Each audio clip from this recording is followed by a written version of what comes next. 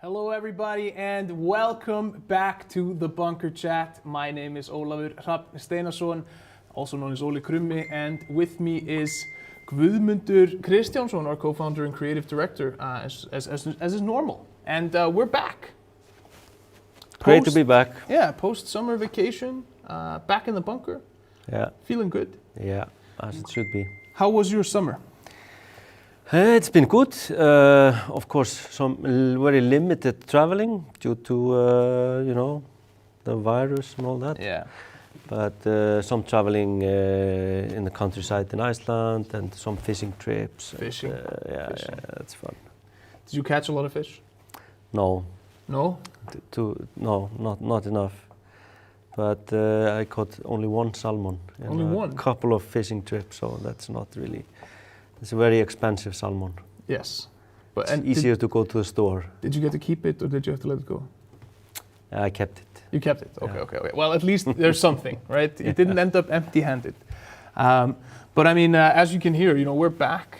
Summer vacation is over, and I think, we both have felt it this week that like the full team is back in the office, all hands on deck, and we're sailing into the autumn, into the second half of the year with full force and full steam ahead. Mm-hmm. And we have plenty of exciting things coming up. Yeah, there's a lot of good stuff coming our way. Yes, we're going to be talking about a few of those things here today. And I want to start off by talking a little bit about the World Championship. So for anyone that didn't know, the World Championship Open qualifiers are starting tomorrow. And they will be fully available in the client. So for this World Championship, we're going back to the very successful in-client qualifications that we used in 2019. And we really hope that a lot of people will be able to find fun and entertainment by giving the World Championship a go. So how does it work, you might ask? Well, overall, the World Championship is in 3 stages. It is the Open Qualifier stage, it is the Knockout stage, and then it is the final stage. The Open Qualifiers, they are going to be 2 open qualifiers, 6 sessions each. Each session is going to be 4 hours. In that, you have to play up to 9 games.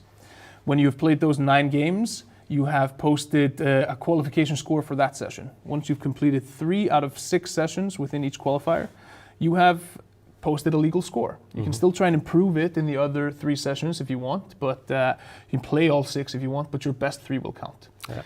We hope that this gives people, plenty of chance across time zones and across everything else to find the time to post those games, get those 9 played 3 times out of the 6 sessions, and earn that coveted World Championship card back, because that's going to be the prize for anybody that posts a qualifying score in the Open Qualifiers.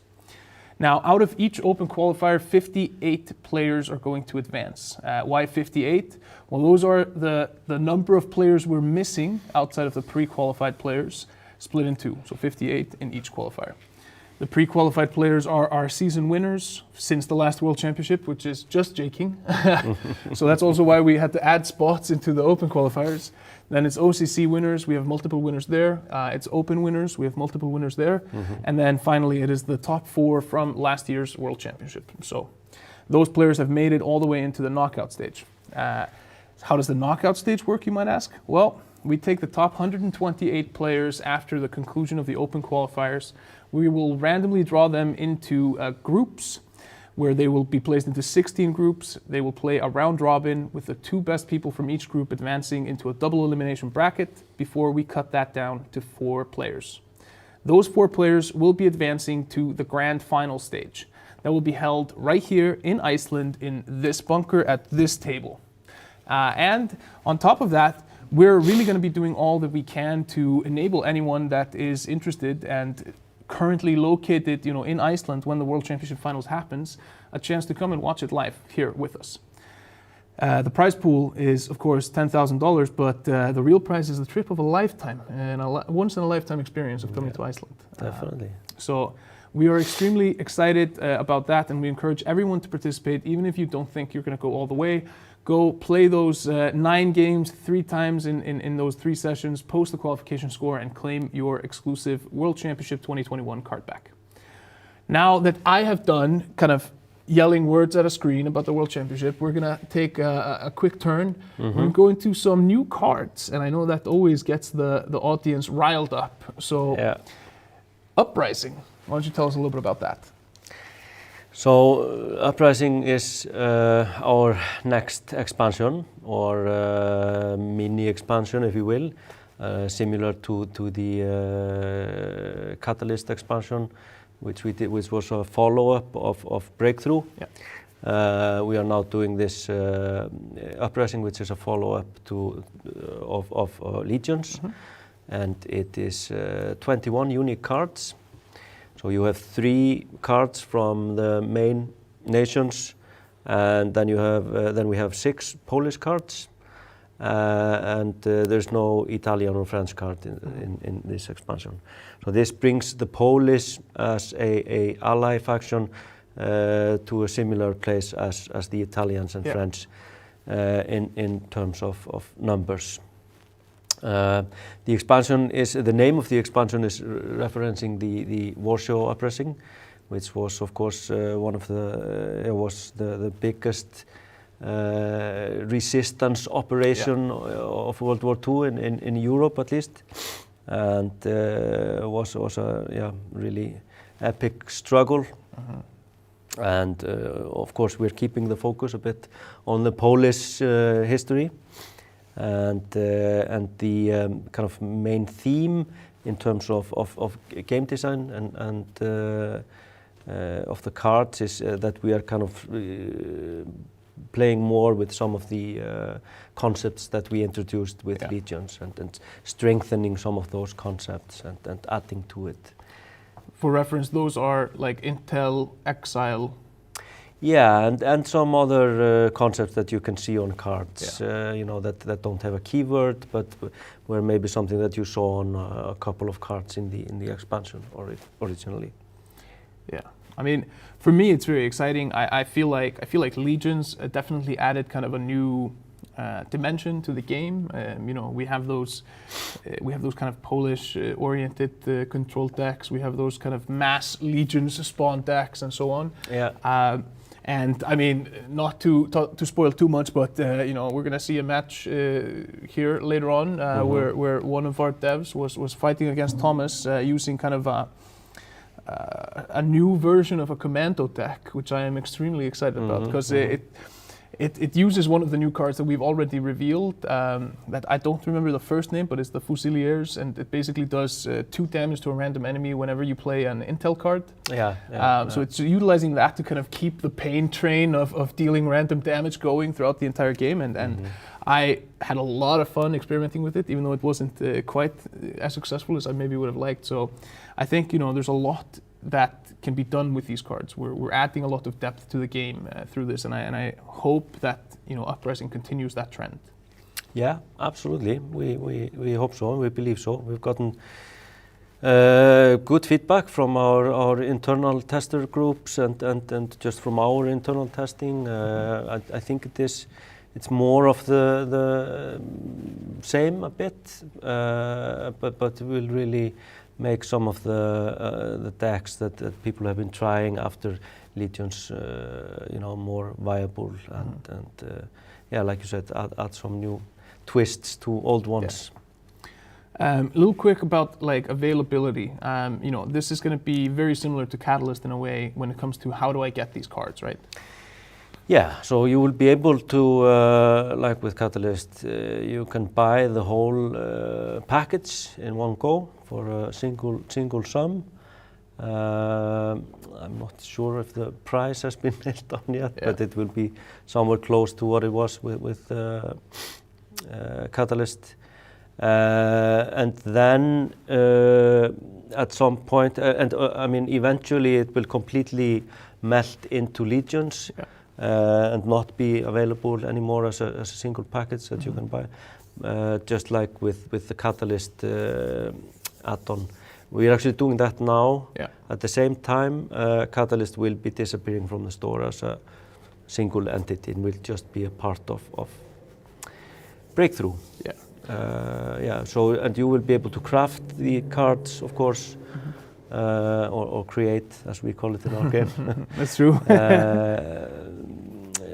From day one, I mean, so that, yeah. So they will be accessible for anyone in in different ways, depending on how you want to get these.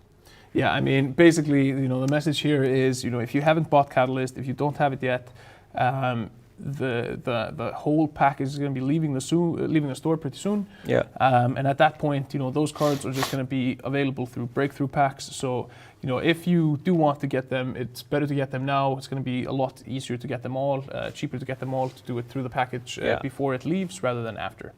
So it's going to be the same thing here. So same thing with Uprising. It's going to be in the store. It's going to be available there for a few months, but then it's going to fold into Legions. It's not a separate pack that is appearing or anything like that. Yeah, exactly. And I mean, of course, like I say, the most efficient way, of course, is just to buy the whole package, either for gold or real money.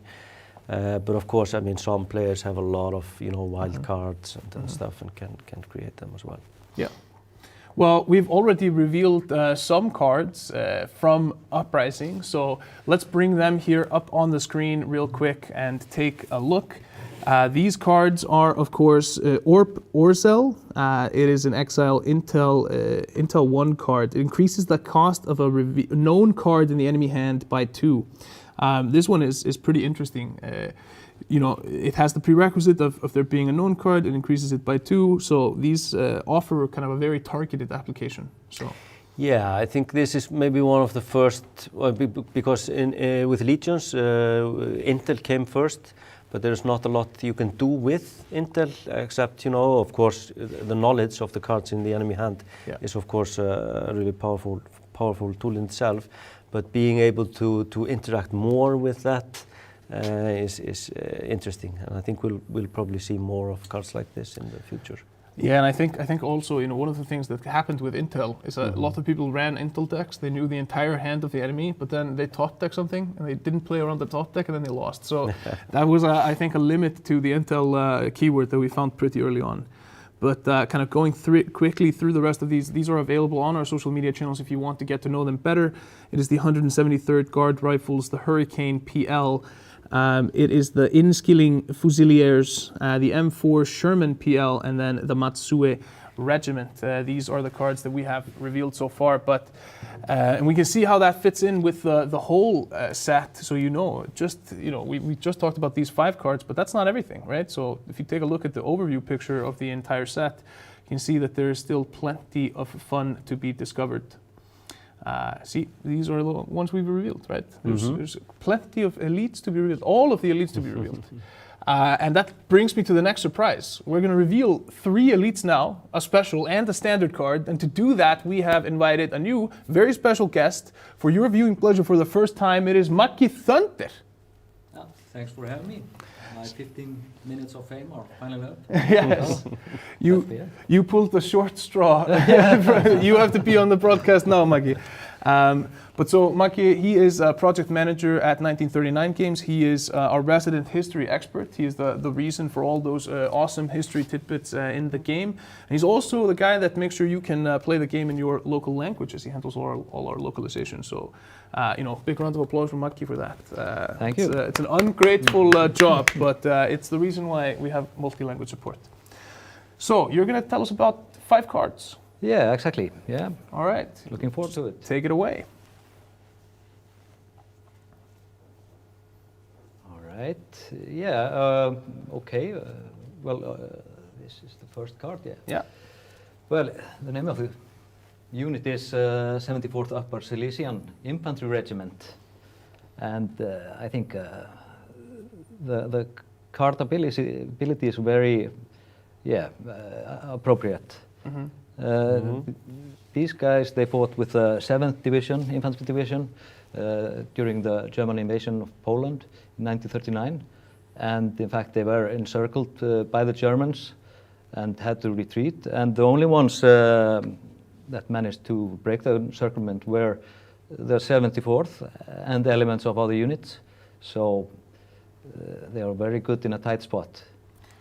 Yeah, I think it's just a super interesting card, right? When an enemy unit moves into the front line, pin it. It's a permanent effect, right? So if you have this established on your board, kind of marching across the board is really difficult for you. Yeah, I think it's an interesting card, and it plays a bit with this theme that you have with the Polish forces. You know that when they are attacked, they get kind of they do something and have this reactive power that can be really interesting. I'm actually, the first thing that kind of pops to my mind is the effectiveness of this card against, German aggro decks, right? Yes, because definitely. It's a 2-drop, and if you manage to drop it on curve, right, the likelihood is that your opponent maybe has one tank established. It's probably in the back line, which means that this can actually be protected until your next turn. He's not able to drop like a Panzer 35T or something, blitz it across the field, and then take this out immediately. Yeah, exactly. So and then you might see it also in some kind of pin focus decks. With the Japanese or something. I don't know. Ooh, now you're giving me bad ideas, Gumi. Well, and of course they were also part of the Polish Home Army during the uprising. So the 7th Division was reformed then, but once the Soviets got hold of Poland, they went back underground. They were so afraid of persecutions because of their anti-communist and anti-Soviet sentiments, alleged. Alleged. All right, well, that's awesome. Do you have the next card? There we go. Speaking of the Soviets. Yeah, speaking of them, again, we have 175th Rifle Regiment, which was a unit of the 1st Moscow Motor Rifle Division. And this was a mixture of infantry and armored units.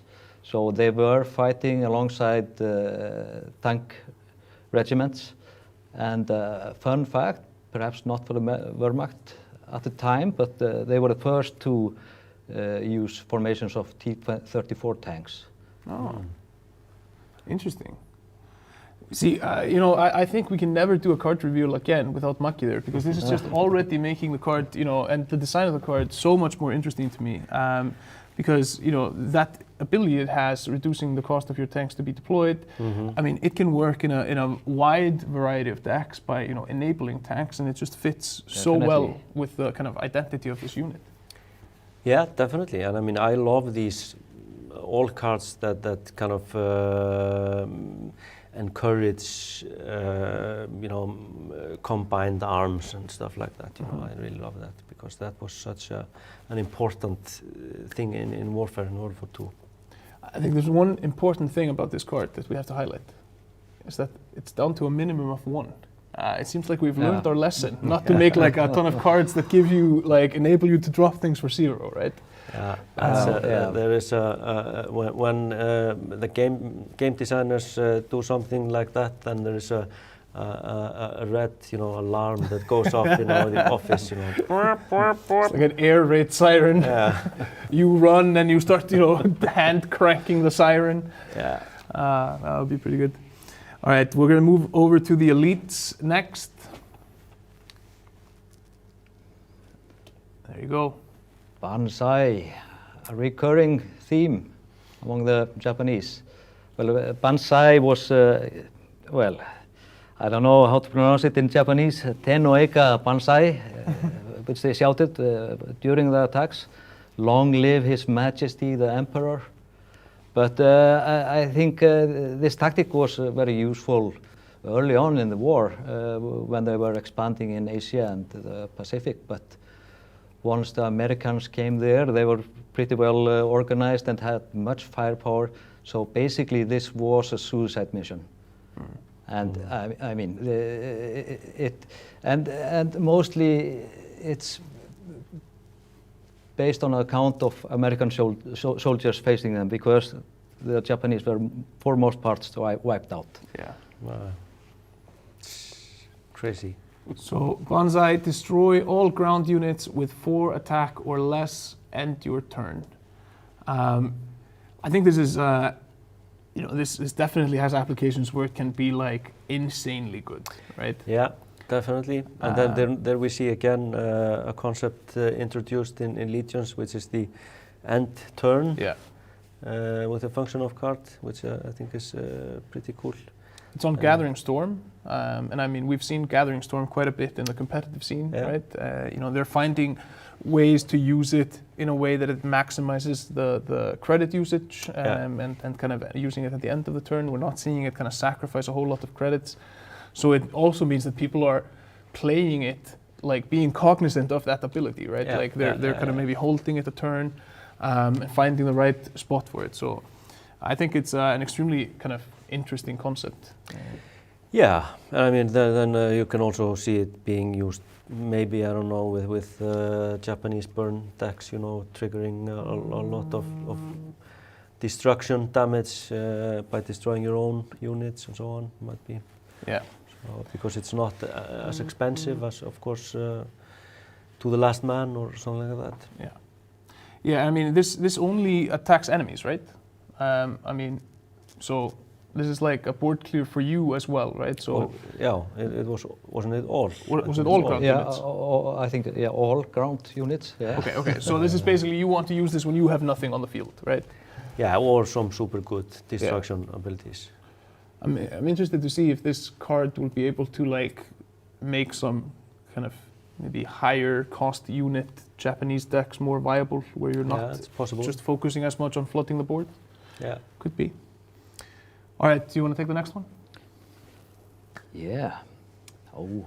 Envelop. Envelop. Yeah. Well, basically, envelop. It's attacking the flanks of the enemy. A tactic that has been used well since we started to write down history. At least the ancient Greek used them, and in World War II context, then the German invasion of Poland, then they used the flanking maneuver. Mm-hmm. And I think this is what a commander looks for in every battle, how to flank the enemy. Mm-hmm. But the Germans managed to do it successfully during the invasion of Poland, and they managed to go between the flanks and attack the flanks, so they isolated a lot of... and of course in the Barbarossa opening scenes, yes. Wasn't that one of the things that like eventually led to their kind of led to them losing in the war against the Soviets? Is the fact that like the defensive lines of the Soviets just kept moving back, not giving them the option to continue to flank. So over time they were forced to spread themselves out, so they couldn't envelop your opponent and do what they needed to do to win that fight, right? There was nothing to capture. I mean, they just moved the factories and they moved everything. You know. And they learned they quickly learned to adapt to this. They did some kind of elastic defense lines, which they called. So they always, backed a little bit, and then the line became stronger and stronger and stronger.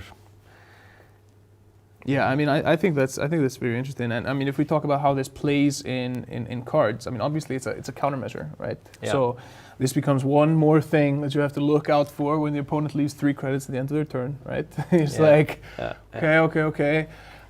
So, I mean, reality though, this is something that you can play around. If you see 3 credits left on your opponent, right? You can play around this. You might be able to, either sacrifice a single unit or kind of order your turn in a way that this doesn't gain maximum value, but... Exactly, but I mean, it's one of these cards that, for less experienced players that maybe totally don't know about it, it can become completely devastating, and swing the game completely. So you establish like 4 units on the front line. You're like, oh, and the guy just passes his turn, and you're just like, yes, I'm going to win, and then you just remove your entire front line. The single unit move. I can see that happening.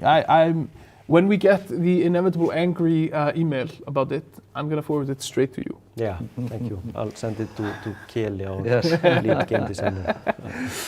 All right. Well, final card for us here today, final card. Oh, there we go. Mass deployment. Oh yeah.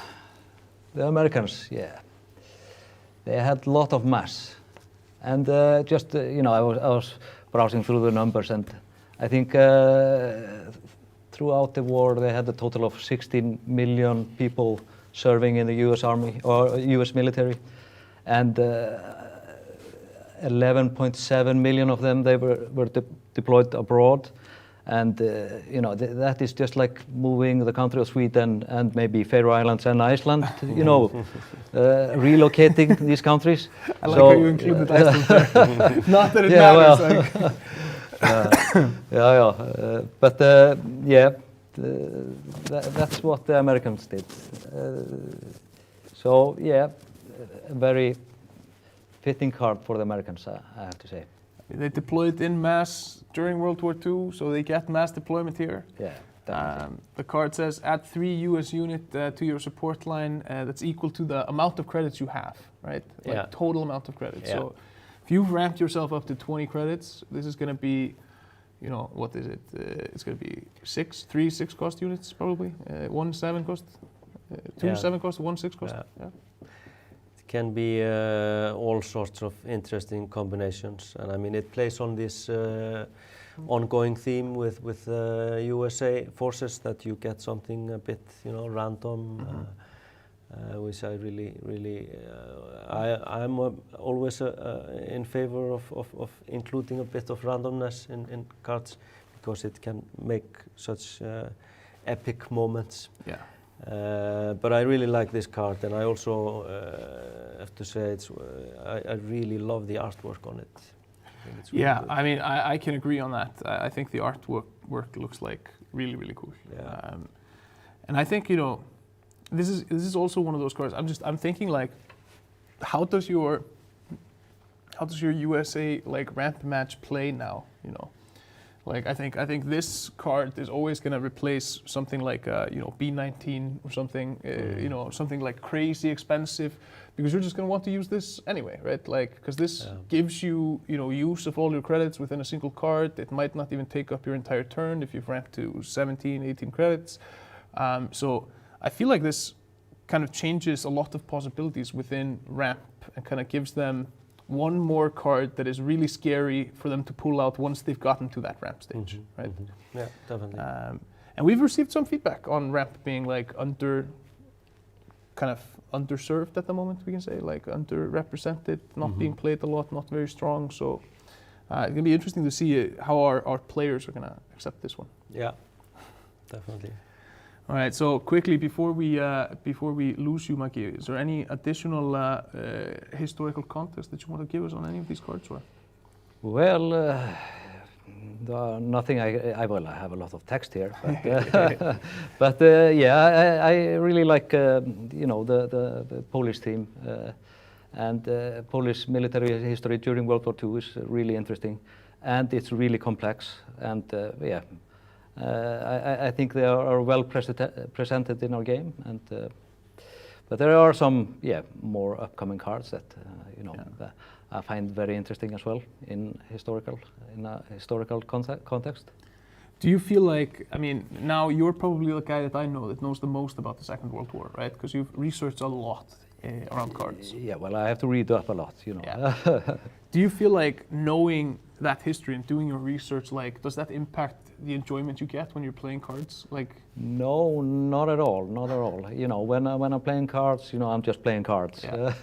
But I mean, it's nice to have this historical context. You know, it's there in the background, and we try to be as historical accurate as we can. So that's one of the fun parts here.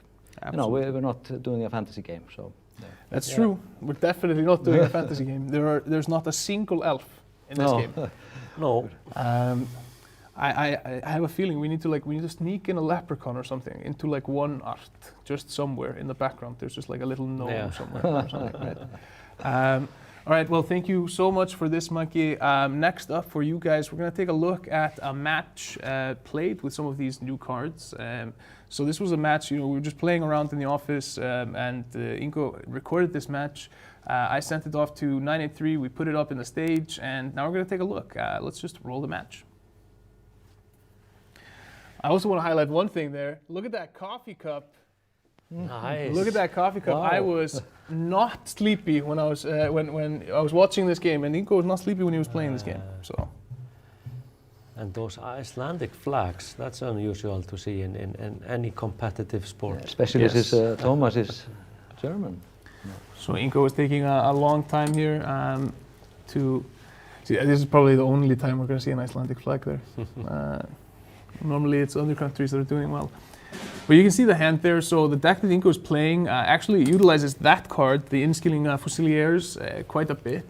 That card does 2 damage whenever you play an intel card. So kind of the purpose of this deck is to not really rely as much on your commandos as you normally might. They're kind of removal bait, right?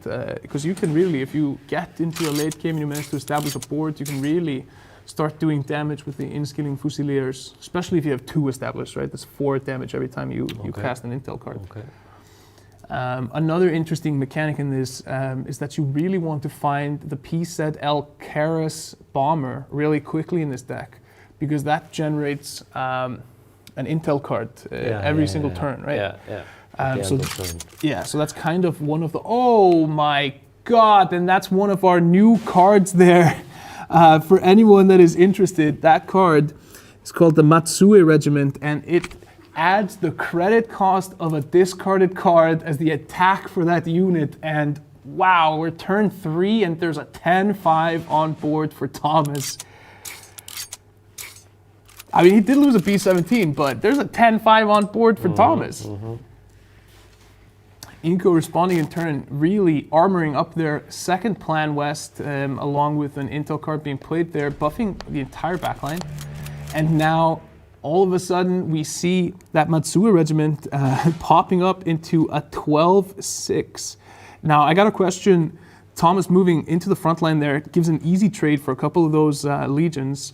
Could have maybe been better to keep it in the back line for a little bit longer. Have those legions units work for it, marching across the battlefield. So this is all taken on the dev server, so none of the ranks here actually represent the ranks that people are. But just wanted to show you a little bit of a fun game. This is how testing works. When you're developing a game, right? You make weird decks and you make bad plays, and sometimes you record it, and sometimes Ole takes that recording and shows it to the community, right? Yeah, exactly. So, and as we see that now, pressure being put on into the front line there. Thomas holding 3 credits. We don't see his hand because we didn't have his hand recorded, but interested to see if he manages to pull something out here.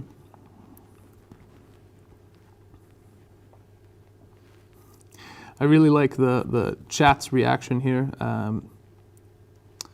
When the unit drops, that's 10 attack on turn 3. I want to take a look at that coffee cup, guys. I mean, look at it. The coffee moves. It moves in the coffee cup. It moves. You can almost smell it. Yeah. Now, Inko choosing not to attack face there, establishing the Fusiliers instead, developing the board. Probably not expecting a whole lot of removal there from Thomas in his deck. It's more unit-based, more about putting on the pressure.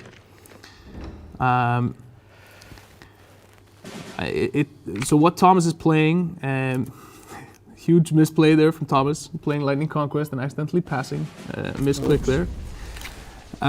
But basically what it does, it runs a whole lot of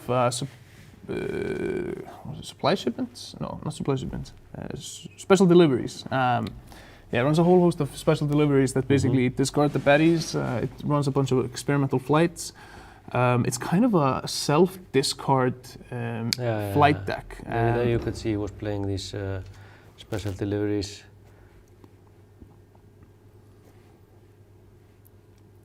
And there's the experimental flight as well. And all of this, like, when you do have the right hand, they can become really overpowering, right? You might have like 3 baddies established, on turn 4 or something. And if you're playing, especially the deck that Inko's playing, with slow infantry units on the other hand, can be sometimes difficult to deal with that. So there it is, the PCL-23 KARDS. That's actually pretty big there for Inko. It is an intel card itself, right? So it can actually proc the intel. And there you see it, the Fusilier is shooting the HQ for 2 damage there on deploy of the KARDS. And that's gonna be game. Inko taking the game there against Thomas and utilizing some interesting triggering of the new cards. Yeah, it was fun to see. I mean, from my perspective, like the first thing that jumped out at me at this game was when the Matsui regiment came down. It was like, boom. Yeah.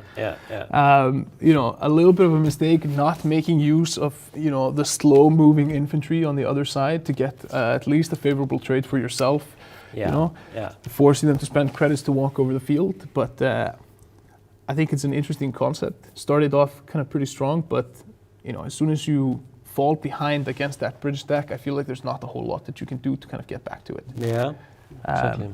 That being said, there was one game that I saw them play with the same decks where that situation kind of had come up, and then Thomas just whipped out a to the last man and just completely came back and crushed the game, right? So, I mean, it can go either way. Yeah, I mean, the Banzai card, new one, might be good there against those types of decks.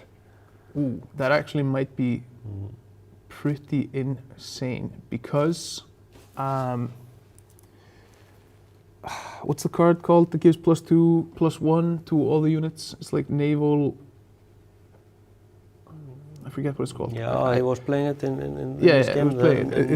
It's not naval support. It's like a naval run or something. I completely spaced on the name, but basically that card, along with the Bettys, will push like pretty much all of your cards to be +4 attack or more, right? Or more than 4 attack. So you might actually have a good chance of getting a nice Banzai off, clearing your enemy's board, clearing their guards, and be able to kind of access your opponent's HQ there. Yeah. So it's pretty interesting. All right, well, I mean, that was pretty fun. We've now done a show match. Yeah. So let's talk a little bit about, just recap what we talked about in Uprising. So when is Uprising going to be available? 9th of September. So it's getting really, really close. Wow, 9th of September. That's what, Thursday next week? Yeah, that's the plan. So Thursday next week, and Uprising is going to be launching with 21 unique cards. Is there anything else that's going to be coming along with Uprising? Is that coffee cup going to be in there? Yeah, the coffee cup will be in there, and some card packs and things like that, of course, yeah. We'll be probably adding some nice visuals to some older orders at the same time. And then we are looking at a balancing patch as well to shake up the meta even further. The date for that has not been nailed down yet. Yeah. But it's very soon as well. So I think we will have a very, very fresh cards ahead of us in the coming weeks. Awesome. Well, I mean, I'm looking forward to that. We have a whole lot of stuff coming up this month. You know, so we have Uprising. Yeah. We have a balance patch. We now have the bunker chat. Tomorrow there is. No, this weekend there is the finals of the Cards Open 8. Mm-hmm. The weekend after that, there's going to be and this week is the World Championship qualifiers as well. Mm-hmm. Then it's going to be another weekend of World Championship qualifiers and OCC play-ins. Then we're going to have the OCC top 8 and another weekend of World Championship qualifiers. Yeah.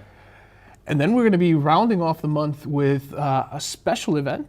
We're calling it Mess Hall Brawl Bootcamp, but that is when we get some high-profile external card game players to come and play some cards, being coached by Cards veterans and actually kind of playing in duos against each other. Yeah, and I really look forward to that. I can't wait because this is like, for me, this is probably the biggest learning moment that we will get in a long time because we're going to be able to see, like, you know, in video form, a high-level card gamer come into cards and get coached on how to play it. And for me, that's like a super interesting thing because it really highlights the unique aspects of cards when we see that happen. Are they going to be completely fresh, you know, or are you going to have them, you know, play through the tutorials at least first? Yes. I mean, they'll play through some of the unlocking matches, and you know, their coaches will prep them and build some decks with them, and kind of they're not going to walk into this completely blind, but. It's going to be interesting to see and listen in on the comms, right? So the way we're going to be doing it is that you're going to be able to watch every single POV, or you're also going to be able to watch the mainstream where we're going to be dropping in on each team and seeing what they're up to. But that means that, you know, if you want to know what Coach A and personality A are talking about, you can watch their stream. And I think that's going to be both super valuable for people that want to learn, but also just super valuable for us to see, what are the unique aspects of cards? What are the concepts that kind of newer players have a difficulty grasping and playing around? Because, if a whole host of new players starts joining the game, the competition is going to change. It's going to be new people with new mindsets coming in, doing different things. And that's not the cards we know today.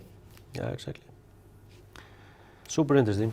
Really interesting. Well, to round this out, we're going to take some questions from chat. And I quickly want to answer one question that I saw earlier from Blue Blast. He asked if the qualifiers for the World Championship were on a separate ladder or if they were going to be played through the competitive ladder. They are in a separate ladder. So tomorrow, most likely, or later today, there's going to be a World Championship hub available in the client. When you click on that, you're going to get a pop-up. It looks really nice. You're going to see the World Championship 2021 exclusive card pack that you can earn by completing 3 qualification sessions. Everybody qualify. And then you're going to get all the information about what is the qualifier that's going on, how does it work exactly, who are the pre-qualified players. You're going to see the leaderboard. You're going to be able to hover over the information button to see, how your sessions have worked out, how much you scored in each of them, which 3 best sessions are counting at the moment. In general, the entire experience is going to be built into the client, and you should feel pretty good going through it. All right, any further questions that you guys want to ask us in chat, just shoot. We're here to answer them now. But I wanted to ask you real quick, what are you playing on ladder now? I actually recently started a brand new account, which I do quite regularly. So I've been playing,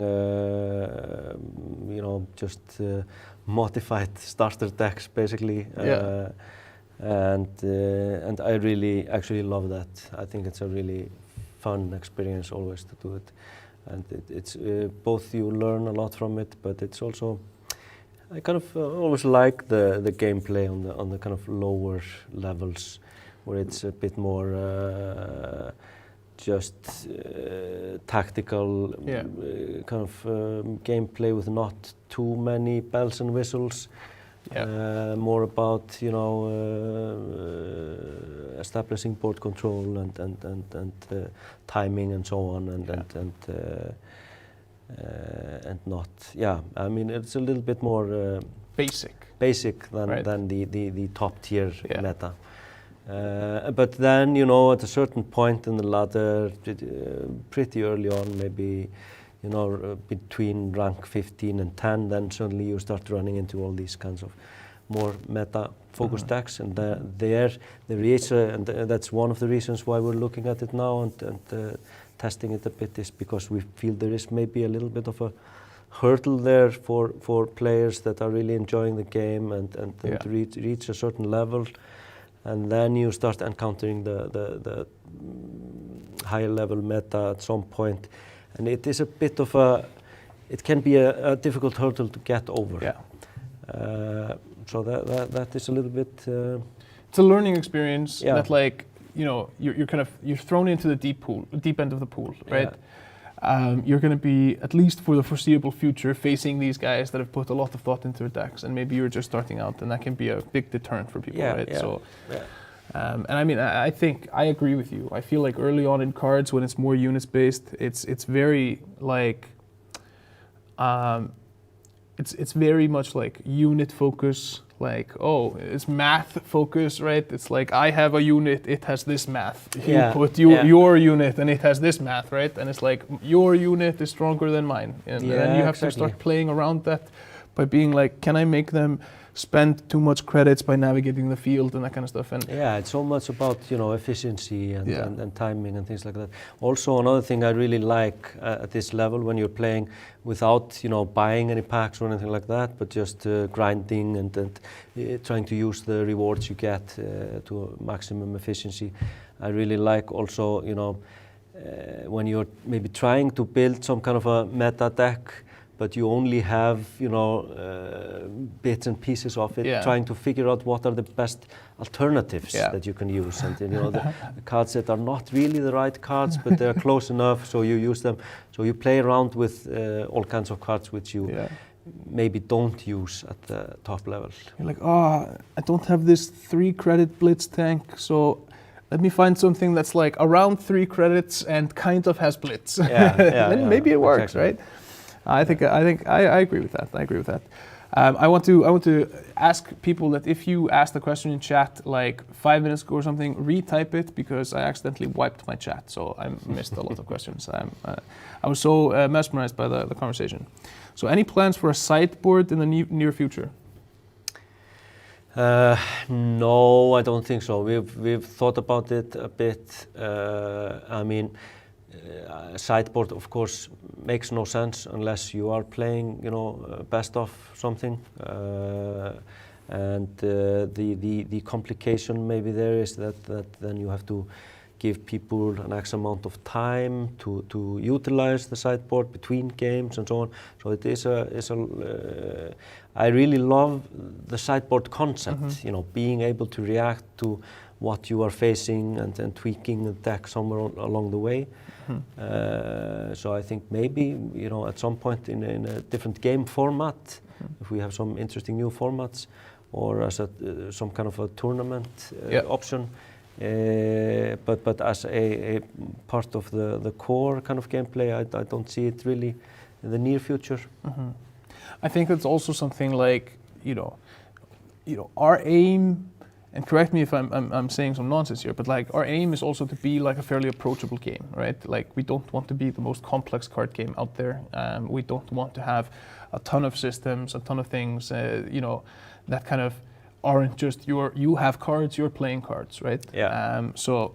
And kind of the evolution of that, throughout the ladder and all that kind of stuff, it's becomes in a way that like I think that threshold where you're talking about, it's that threshold where that complexity becomes more and like too much. Yeah. And all of a sudden it starts mattering way more that you like understand what your opponent is trying to do and what he can bring to the table, because you have to play around that rather than like focusing on playing your units and your strategy, right? Yeah. So I feel like that's what we see in OCCs and tournaments and kind of those high-level plays when some of these players seemingly just read their opponent's hand and perfectly play around what's in there. And I think that's there's kind of a different skill set that takes over, in part, or becomes more important when you hit that wall, right? And if we're not nurturing that skill set on the lower part of the ladder, it becomes a difficult part to kind of cross that hurdle, right? Yeah. And I think sideboard and stuff might just make that even more difficult. Yeah, could be. All right, the next one is, when will you introduce new game modes? That's a very good question. Hopefully, really soon. At least a game mode that will be maybe not a permanent game mode, but will we will use once in a while. And what we've been looking at, and I can just say it here. I mean, we've talked about it, I think, before. Yeah. Some kind of a brawl mode. Of course, it will not be called brawl mode in our case. But a game mode which has some kind of a different rule set each time, and it can be some limitations, or you can have, be playing with pre-made decks, or only use these nations, or only play with cards from a certain rarity, or all air units have +10, +10, or whatever. All units cost 1 more each turn they're in your hand, or something like. There's rules like that we can make. We really want to get this in as soon as possible, and it shouldn't be that complicated. We actually have laid some of the groundwork already, and the good thing with something like that is also that we can use it for when we have like historic, some kind of events around historic dates and so on. We can create a game, come with a game mode that has some rules that are related to that historical event, which kind of makes more sense than just having always these tournaments that we've used also for this, which are really good, but as an alternative to that. Yeah. And also, I think it is also just can be such a nice kind of letting off the steam a little bit for the hardcore latter players, you know, just to play the game suddenly with some completely different rules. I mean, that also plays into what we were talking about earlier in terms of making the game, you know, approachable and, you know, accessible for newer players, right? Yeah. And I think that also becomes increasingly more important as we're looking at different platforms and different interfaces where you're interfacing with a game, like a mobile phone or something like that. You start having to kind of design the game experience for a different setting, different mindset, different culture. Yeah. So, you know, that's something we don't want to lose, right? And some sort of brawl mode that might even, you know, simplify the game to its bare elements, right? Might serve that purpose and allow us to add complexity in other stages, right? It's just like it's a living organism that we have to kind of manage, right? Yeah. So one question from Blue Blast again: can we have a draft tournament? So we have done a draft tournament in the past. We had kind of plans to do another draft tournament. We ended up not doing it because there was some feedback about draft not being in a great place at that point. We kind of went over the metrics, and it turns out that was correct. There were some tweaks that we definitely needed to do to draft. We have been making those tweaks for the past few months, so now might be a really good time to start looking into if it makes sense to do another draft tournament. Could be. I do know that, like, on the development side, we are like very, very, very busy. Both getting the mini set out, we're finishing up spectator mode so that we can use that for tournaments, so we can start, you know, properly running tournaments and producing them. We're then going to be working to get that into, you know, the hands of community organizers so that they can properly produce stuff as well. We obviously we have the mini set, we have the World Championship that includes work in the client. And then we're working on, of course, these big things like you know, the next big expansion. Yeah. And then, you know, we're always you know, we have mobile coming up and a lot of big things. But there is one thing that I talked about with Kelly about this just, I want to say yesterday. Like honestly, we just had a nice casual conversation about this, and we were talking about like fun stuff that we could do. And one of the things that I started thinking about was like, how cool would it be if we held a draft tournament that worked in a way that like, you have like a 30-minute window or something to draft your deck, but then you have to play a game. Like, there cannot be more than 15 minutes between your games, and it's the last deck standing, right? So the last deck to lose 3 times. So it's like you just thin out the field, and like whoever wins is like they're playing. There might be a lot of games, I don't know. It depends on like if we have to section it off into brackets. But I think that could be like super cool. It's like I drafted like the hands down best deck, and I just, you know, I beat out these 100 people or something, right? Yeah, it sounds really cool. Stand at the top of it, like with your 1 loss or 2 losses, or however much you lost, right? I think that could be cool. So if that's an idea that you guys like, you know, give that feedback, and I'll definitely give it more thought in the future, and draft tournaments at some point as soon as we have time. Are you going to add a new campaign?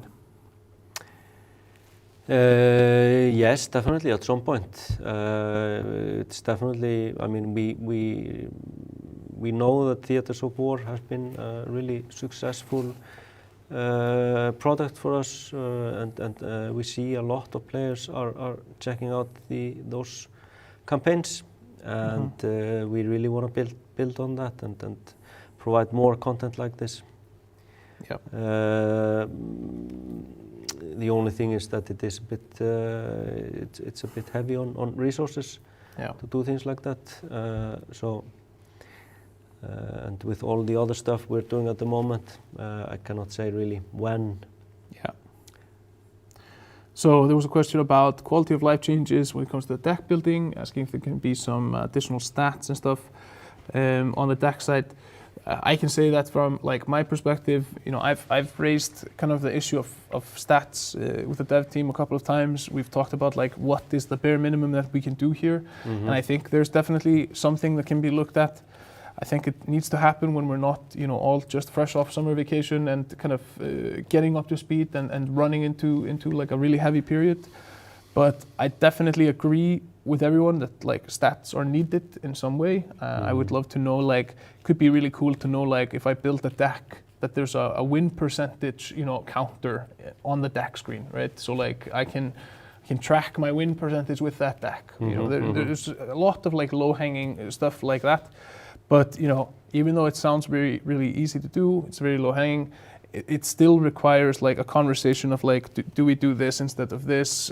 Planning, how does it look? How will it work? How will we maintain it? So it's more than just saying it.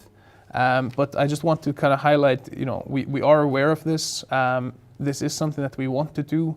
This is something we might not get to in the next few months, but like we know about it, right? And we're looking into it, and we might have designs and ideas, and you know, we're tossing that between us, even though this might be 3 or 4 months out, right? So we're having a conversation. What are the plans on in-game player profiles and clan features? It's a great question. You know, we've talked about clans, squads, and stuff in the past. We've never really fully realized what that actually means. We've had some ideas around it. What's happened since then is some things have kind of taken priority over that. You know, we're working on new player unlocking and new player experiences, different starter decks, and different ways for you to get started in cards, so that you get a running start, so to speak. Yeah. And that we're not just using the same system as a few years ago. So I would say like that's kind of the reality there, is kind of emerging issues and emerging, I wouldn't say problem areas, but like improvement areas, you know, have derailed the priority on that. Yeah, I mean, it's a bit hard for us to say exactly with some of these things at the moment. We will probably know better in like a month or so, when we have, because we are in the process of doing a lot of planning and some organizing these days and weeks ahead. After, like you mentioned, coming back from holidays and other things that are affecting our plans. We are also planning to grow the team a little bit. We often talk about some restraints when it comes to manpower and resources available. When you say restraints, you mean the handcuffs we use to handcuff Smári to the desk, so he can't stop working, right? Exactly. And and the whips we have to buy to whip the programmers. No, I mean, it's so if everything pans out, we will also be growing the team a bit, which will allow us to get to some of those things faster. Yep, absolutely. Wheeler asks, do we need to complete 3 World Championships session total, or 3 sessions in each of the 2 qualifiers? You need to complete 3 sessions in either of the qualifiers to get the card back, right? So like if you complete 3 sessions in qualifier 1, you get the card back, you've posted the qualification score, and you either make it or you don't. Then you can play another 3 in the second set for your second chance to make it or not.